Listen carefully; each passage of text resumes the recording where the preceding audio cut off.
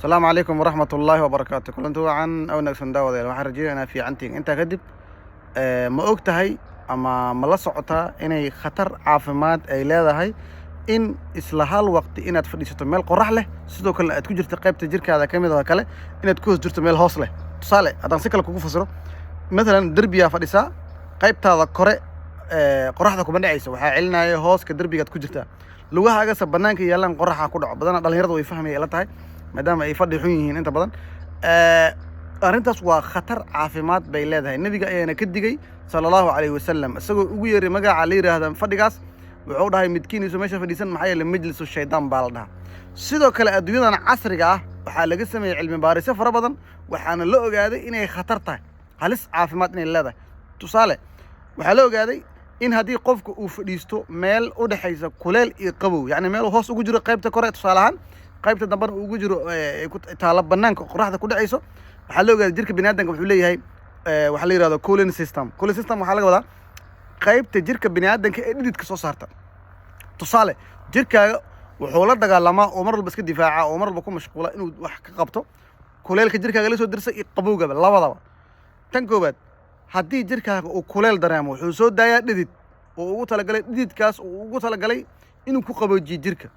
number laba, haddii jirkaaga uu dareemo qabow wuxuu soo daayaa dilay ku sameeyay dufin ama wax sida saliid oo kale oo ugu talagalay jirka inuusan dildilaacin ayuu markaasi soo daayaa si jirka looga hortago dildilaaciisa inuu wax ku dhacaan oo kor bannaanka u ka dhaawacmo, gudaha ilan ka dhaawacmi maayo ayuu sameeyaa. waana sababta annaga dadka caadiga bini'aadanka caadiga aqligeena noo sheegaya inaan saliid marsano, inaan kareem marsano, inaan dilay ku sameeyay fasliin marsano, inaan jeelal iyo balaayo marsano. sababta maxay tahay? maxaa yeelay waxaan fahamsannahay in jirkeena dildilaaca ku dhici karo inuu ka imaanayo qabowga iyo dilay ku sameeyay biyaha faraha badan jirkeena ku dhaqno inuu ka imaan kara. sidaa daraaddeed maadaama aan dhaqnay inta badan jirkeena annaga aan dhaqno, dhaqitaankaas wuxuu ku sababaa in saliidda ka dhaqday, taasoo marka keenayso caqliga uu sheegayo inaad marka adiga markaan caawiso aad markaaga mariso saliiddii aad ka dhaqday jirka ee isagu isku filayn haddaan la dhaqin. marka sidaas darteed systemkaas waa system fadhiyo oo saxan. haddii marka dhacdo inaad bannaanka fadhiisato lugahaagana ay qoraxda yaalaan jirkaaga intiisa kale uu qabow ku jira, maxaa dhacaya marka? jirka wuxuu ku wareerayaa marka qayb jirkaa kamid waa qabow, qayb jirkaa kamidna way kulushahay. wuxuu ku wareerayaa ma qaybtan hoose ma waxaan usii daayaa dhididkii, qaybtan korena ma waxaan usii daayaa qaybtii dufinka eed si uga ilaaliya qabowga.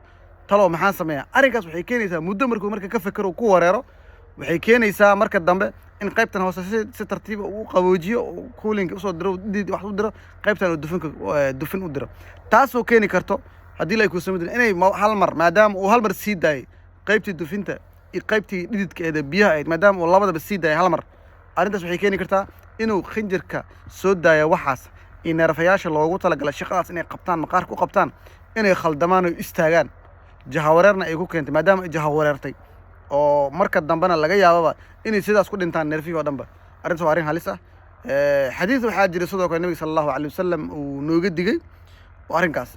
وليه النبي صلى الله عليه وسلم قال رسول الله صلى الله عليه وسلم إذا كان أحدكم في الفيء فغلس حديثها فغلس عنه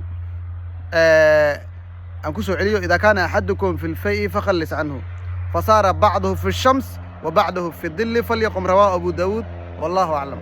انت سرنا إذن الله وما سنتي والسلام عليكم ورحمة الله وبركاته.